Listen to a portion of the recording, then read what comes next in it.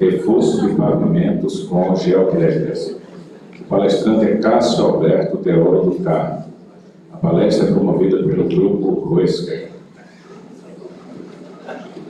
Cássio Alberto é engenheiro civil formado pela Universidade de Uberaba, Minas Gerais, em 94, mestre em engenharia de transportes pela Escola de Engenharia de São Carlos, doutor em engenharia civil pela Universidade de Viçosa, Minas Gerais, MBA em gestão empresarial pela Fundação Getúlio Vargas, coautor do Manual Básico de Engenharia Ferroviária e autor de vários artigos sobre a utilização de geossistemas geossintéticos em obras e infraestrutura rodoviária. Diretor vice-presidente da Associação Brasileira de Pavimentação, ABPP, nas gestões 19 a 22 e 23 a 2025. Atua como coordenador técnico comercial da Ruesca Limitada desde 2006, empresa de geossintéticos com atuação em todo o continente sul-americano, responsável pela área de pavimentação. Convidamos o senhor Cássio Alberto para a sua apresentação.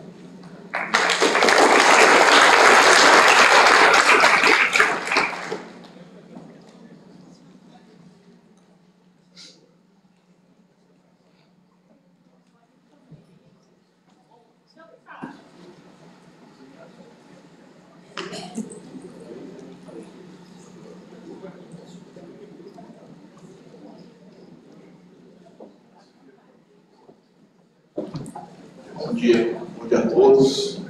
É um prazer estar aqui falando um pouquinho sobre geossintética, sobre a busca na pavimentação. E aí a ideia é mostrar um pouquinho do que a gente faz dentro desse aqui está meu currículo, já foi lido, né? Então, para quem não conhece a Ruesca era uma empresa alemã que foi fundada em 1861 e em 98 ela veio para o Brasil e tem uma subsidiária em São José dos Campos.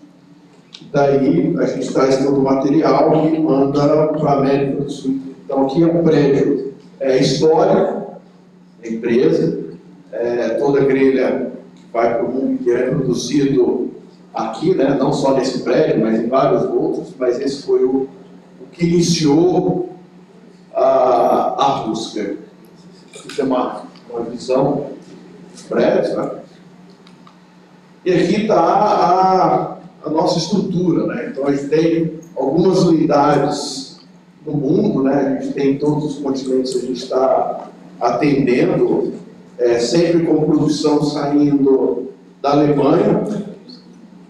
Isso devido a questões de controle de qualidade e tudo, é um processo alemão. E aqui é a nossa sede em São José dos Campos. Basicamente, a Ruesca atua e ela veio para o Brasil desenvolvendo basicamente a área de geotecnia, né, contenções, solos moles. Depois, ela veio em 99, começou a trabalhar na área de pavimentação, né, na qual eu sou responsável, tanto implantação de pavimentos com geossintéticos, como restauração de pavimentos, engenharia hidráulica. O início da Ruesca na Alemanha foi nessa área de hidráulica, mas no Brasil a gente trouxe há uns 10 anos para cá que a gente começou assim a trabalhar esse mercado, e a área de engenharia ambiental, que é a mais nova nossa, dentro da Ruesca Brasil, porque a gente vem estruturando a empresa para atuar nas quatro áreas, e aí a gente tem coordenadores, gerentes responsáveis por cada uma delas. Eu cuido basicamente da área de movimentos. Então aqui está o mercado de atuação nossa, então, rodovias, aeroportos, ferrovias, a área de mineração e instalações industriais e a parte de saneamento, aterros e canais. Então aqui engloba basicamente aonde a Ruesca tem penetração, aonde a gente tem nosso o nosso pé aí há 25 anos. Aqui nós temos as linhas de produtos, as mais conhecidas é a linha Fortrac e o Ratelite, que a gente tem várias obras aí. Aí a gente tem o Basetrac. Essas duas linhas, Ratelite e Basetrac, fazem parte da área de provimentos. E aqui a gente tem o Fortrac 3D, o Mictrac, também, que a gente usa em solos moles, né? O RAT e o Comat, que é para a área hidráulica, ambiental, que é basicamente o soil tank, a gente produz bags para proteção costeira, armazenamento de lodos, de estações de tratamento de água e esgoto e mineração, e a parte basicamente ambiental, que são os compostos bentoníticos. Então aqui a gente tem a gama total dos produtos que a gente produz. Quando a gente pensa em reforços de pavimento, a gente cuida basicamente tanto rodovias, né, e ferrovias. Então aqui a gente tem estradas temporárias, tá, caminhos de serviço. Às vezes eu preciso implantar, como o Fernão comentou, a gente tem no Brasil ainda a maioria das nossas rodovias são não pavimentadas, então são soluções que a gente pode estar trabalhando.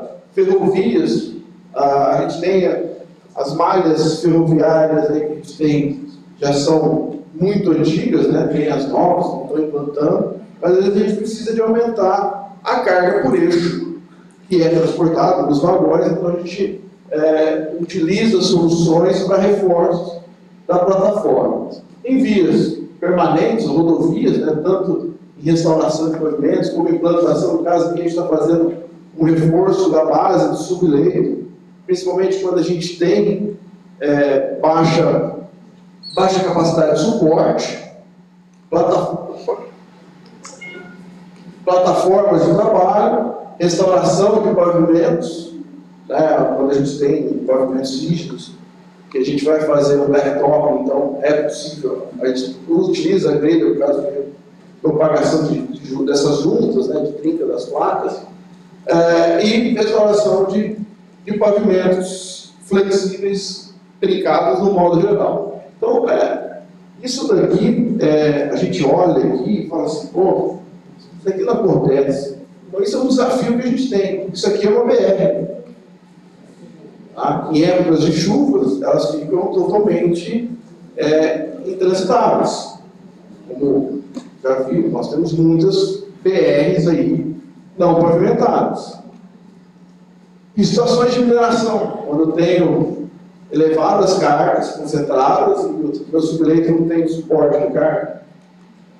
Tá? Pavimentos que chegam num nível de deterioração muito grande, e aí a gente tem que entender o que é, o porquê que está isso, se é uma questão de que a base cimentada já foi totalmente fatigada, se é questão da fadiga só da mistura asfáltica, se é infecção de trinca ou não. A gente precisa de conhecer. Aqui é um pavimento todo fadigado. E aí, às vezes, a gente vê uma foto dessa, a primeira coisa que a gente imagina, temos que reconstruir. Está tudo deteriorado. Mas a gente fez... Esse é um dos exemplos que eu vou mostrar para frente, que simplesmente a gente fresou, colocou a geogrelha e nova camada asfáltica. Isso que a gente tem que pensar quando a gente vai trabalhar com grelhas para reforços de pavimento, a restauração de pavimentos asfálticos, é entender o que está embaixo. O Dr. Paulo ontem falou muito de investigação, de conhecer, para a gente poder dar diagnóstico. Não adianta eu ter um pavimento que todas as análises que a gente fez, vai para uma reconstrução e a gente querer colocar uma geogrelha para resolver. Não, vou colocar uma geogrelha para resolver o problema. Não é isso. Tá? Se o projeto prevê reconstrução, a gente tem que reconstruir. Tá? Então, se todos os índices indicam uma restauração, é possível a restauração, é possível fresar essa camada e colocar a geogrelha em nova camada asfáltica. Então, vamos começar a falar um pouquinho, que é uma área que eu gosto, que é reforço de subleito, tá? De pavimento, como reforço da base. Às vezes a gente tem um local que o subleito tem baixa capacidade de suporte, todos os projetos, todas as metodologias prevêem um subleito melhor, e a gente não consegue, ou a nossa jazida está muito longe, ou a gente não consegue fazer, e aí existe igrejas para reforços dessa estrutura. O que a gente vê em alguns projetos que são feitos, existem padrões, e aí teve até uma obra que eu vou mostrar um pouco mais na frente, que se previa a remoção, ia removendo até chegar no nível de deflexão aceitável do subleito. E chegou a um ponto que não dava mais para escavar, que tinha fibra ótica, tinha tudo, era um acostamento pela terceira faixa, e aí a solução foi utilizar essas geogredas para reforço de pavimento. Então aqui a gente tem a grelha, né? Então ela está aqui na estrutura, abaixo da base, e normalmente a gente deixa essa subindo aqui. Na verdade isso vai ficar dessa forma. A hora que a gente colocar a minha camada de base aqui, a gente vai envelopar essas laterais para dar travamento e aumentar a resistência na lateral, porque a hora que eu tiver um veículo passando na borda, eu tenho aquela questão do espraiamento da carga ao longo, e aí eu não vou ter o confinamento, eu vou ter problema na borda. Então a gente sempre deixa levantado, faz envelopamento aqui, para poder ter uma maior rigidez das laterais. Então aqui a gente vê os nossos desafios, né, para reforço, que é solos com baixa capacidade de suporte, perda de material por bombeamento, escassez de materiais nobres, porque a gente vê algumas questões, uma ferrovia totalmente formatada, né, não tem mais vida nenhuma, aqui é uma rodovia, tá, tudo, e algumas questões aí que já entram um pouco na questão de plataformas de trabalho e solos moles. Então, quando a gente pensa em métodos de estabilização, a gente tem simplesmente não reforço, coloca material granular, tá? É o tradicional. Antigamente a gente usava muito, vamos lançar rachão até estabilizar. Hoje, com as questões ambientais e controles, isso é muito difícil. Então a gente pode passar por materiais granulares, reforços. Então a gente tem uma geogrelha, um elemento, que aí quando a gente pensa em grelha, a gente tem que estudar a abertura da malha, a resistência, não é simplesmente qualquer grelha atende, porque a gente precisa do travamento dos elementos. Posso trabalhar com materiais estabilizados, com cimento, cal, e posso fazer a remoção e troca total dessa camada. Que é aí que eu falei, às vezes a gente não tem material nobre, a gente não tem materiais para poder fazer isso. Às vezes tem materiais que se adequam a poder estabilizar com cimento ou com cal. Então, basicamente, o mecanismo de reforço está aqui.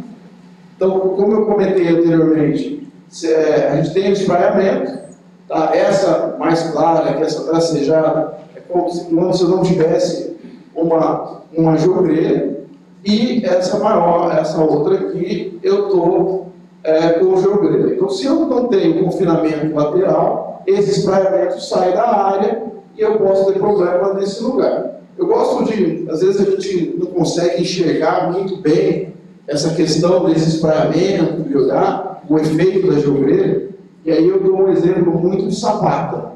Quando eu vou construir uma sapata de um prédio, um edifício, eu calculo uma área. Então eu tenho 1 metro por 1 metro. Se não passa o suporte, aí eu aumento um pouco, vou trabalhar com 1,5 metro, 1,5 metro. O que a geogrelha faz é exatamente aumentar essa área da sapata. Então eu aumentei a distribuição de carga. Consequentemente, a carga que vai para o meu subleito é menor do que se eu não tivesse reforço. Eu tenho o efeito também de separação. Eu posso acoplar um geodejo nessa geogrelha e ter o efeito de separação. Eu já vi muitas vezes, a gente tem camada de material granular totalmente contaminado, ou eu tenho o efeito de filtração também, que é a água passa quando eu estou junto com o geotexto e os finos ficam e não contaminam a minha base, e, consequentemente, eu mantenho as características originais do projeto. As aplicações que eu comentei, né, estradas temporárias, estradas permanentes, plataforma de trabalho e ferrovia. Aqui a gente tem alguns exemplos de aplicações, né? Então aqui é uma estrada de acesso a Aquari da Petrobras, que não tinha suporte nenhum. E aí o que nós fizemos foi lançar um geotexto, que é o Basdra, que tem uma certa resistência, para confinar essa camada de areia, colocamos a geogrelha e conseguimos um material granular, não rocha, né, porque não tinha na região, mas é um material que saiba que atendia, e aí a gente teve toda a rodovia, esse trecho estabilizado, porque era impossível trafegar nessa região, levar equipamento, trazer equipamento para as bases da Petrobras. Aqui é um exemplo de uma obra dentro da Vale, caminhões fora de estrada, que na época que houve os acidentes, a gente pegou durante a pandemia, o pessoal precisava de descomissionar as barragens e o tráfego de caminhões fora de estrada nessa área inviabilizava alguns momentos, ou o volume de tráfego eram muito baixos. E aí o que foi feito? Foi feito um reforço, da mesma forma, a gente colocamos a geotexto embaixo, a geogrelha, e fizemos também tem uma borda aqui, que é para fazer envelopamento dessa camada de BGS. E aí, um projeto que era para durar 6 meses, só durante esse descomissionamento, acabou virando uma estrada não pavimentada interna que eles utilizam constantemente. Então, são soluções que são muito interessantes. Aqui é o que eu comentei, no quilômetro 31 da Presidente Dutra, da rodovia Presidente Dutra, e eles chegaram ao ponto, nós tínhamos níveis de deflexões que tinham que ser atendidos, e chegou ao ponto que não dava mais para escavar, porque aqui embaixo passava uma fibra ótica. E aí eles acionaram a gente, da noite para o dia a gente fez todas as análises, mandamos as grelhas e o pavimento foi implantado. Aqui é um pedágio, né? Praça de pedágio, em São Lourenço, também em São Paulo, e também, nesse caso, às vezes a gente vê foto, mas esse subleito aqui é bom, mas ele não tinha capacidade de suporte para esse tráfego. Então, a gente utilizou a geogrelha com a camada granular, montou o pavimento e ele está perfeito até hoje. Aqui numa alça de acesso do Rodoanel, que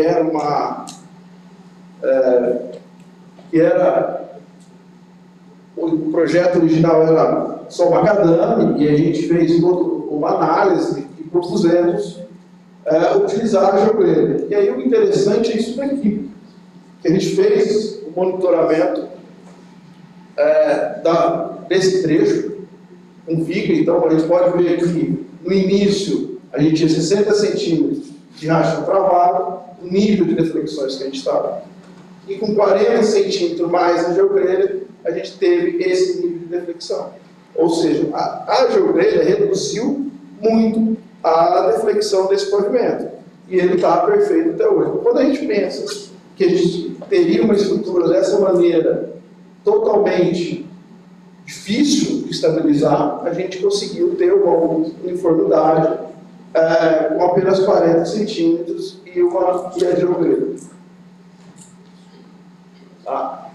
Aqui é uma obra que a gente foi chamado, eu acho que foi muito interessante, que é em Viana, Espírito Santo, em que eles fizeram um sistema viário e todo o tráfego de caminhões ia passar nessa via, nessa rua, eles precisavam de pavimentar. Só que o que acontece quando a gente tem uma via dentro da cidade que já existe casas?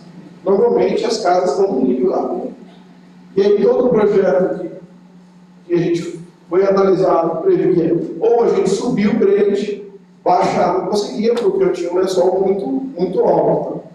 E aí a gente trabalhou com as análises do estudo e utilizamos esse um geotexto aqui embaixo, o geotexto descido base track, que tinha finalidade de evitar o bombeamento de finos para dentro da base e a grelha para reforçar a base de material granular.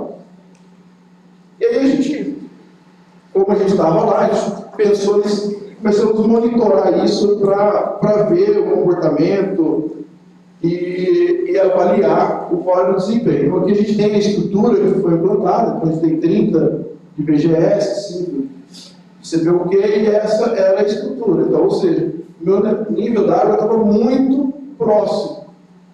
Então, aqui dá os parâmetros, projeto, avaliado, e aí a gente fez um monitoramento ao longo do tempo para entender como seria esse comportamento, como as reflexões iam se comportar, e a gente fez uma retroanálise com um programa que é o IPEDS para verificar qual era o módulo, como a gente tinha as características do subleito, e a gente tinha as características da camada asfáltica. A única coisa que estava mudando era a base.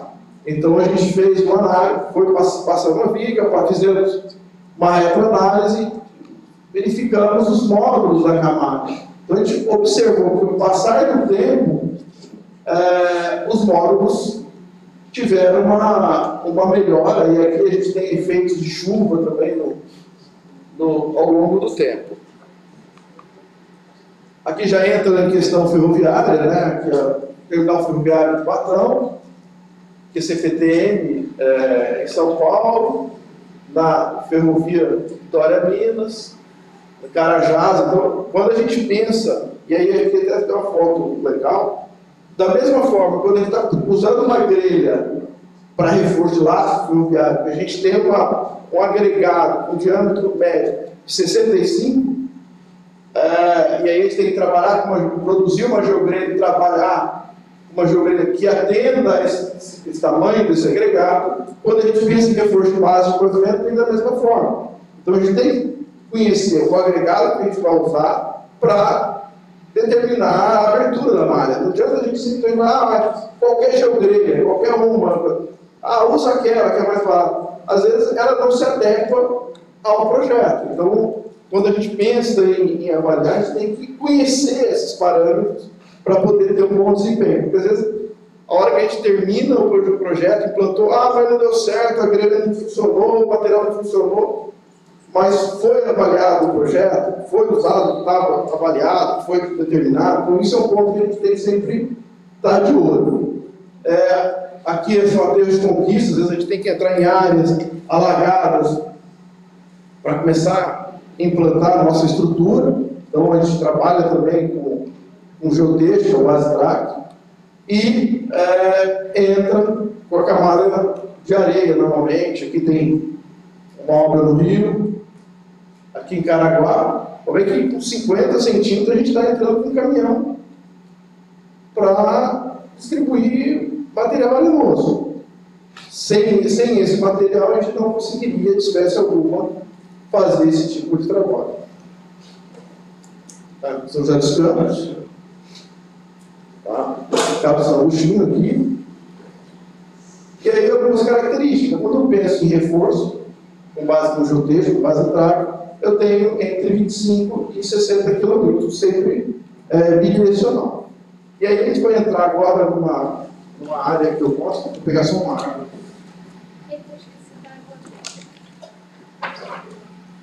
Olha a técnica, esqueci da sua água. Perdão. Não se preocupe.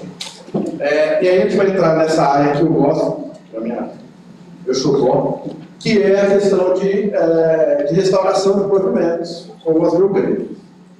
Que é uma evolução do Ratelite. Então, a gente não nasceu ontem, começou a fazer obra ontem. O Ratelite nasceu em 1971. E aí, coincidências à parte, já que o Fernando já me entregou, foi o ano que eu nasci. Então, tem uma satisfação muito grande ver isso daqui, porque é uma solução que eu gosto muito do trabalho e que basicamente nasceu quando eu nasci. Em 97, nesse período, 91 até 71 a 97, era simplesmente uma grelha, uma tela, e que a gente fixava, colocava no pavimento, e a gente tinha que fixar com grampos, dava muito trabalho para instalar, e aí em 97 a gente acoplou o não-tecido, que é o que a gente conhece hoje, o Ratelite C, e que facilita muito a instalação, é muito simples de colocar. E aí já em 99, a gente fez a primeira obra no Brasil, que foi na região ali de Rio Claro, nas antigas centrovias, né? E em 2000 nós fizemos uma obra, nosso amigo está ali, fizemos juntos, uma obra em São Paulo também, na rodovia das Colinas, na região de Itu. E aí a gente começa a ver a evolução. Aí, depois do Ratelite C, a gente lançou o XP, que é uma jogreira de PVA, uma grelha, que é o Sunny Grid, que é o geotexto acoplado a uma jogreira, um geotexto mais grosso, para a gente ter o efeito Sunny mesmo. O BL, o G, que são grelhas de fibra de vidro, e agora em 99 nós lançamos a linha E, que é o mesmo, Ratelite de poliéster, só que feito de materiais reciclados. E aí a gente pensa, mas material reciclado, cai resistência, cai qualidade. Eu te garanto que não.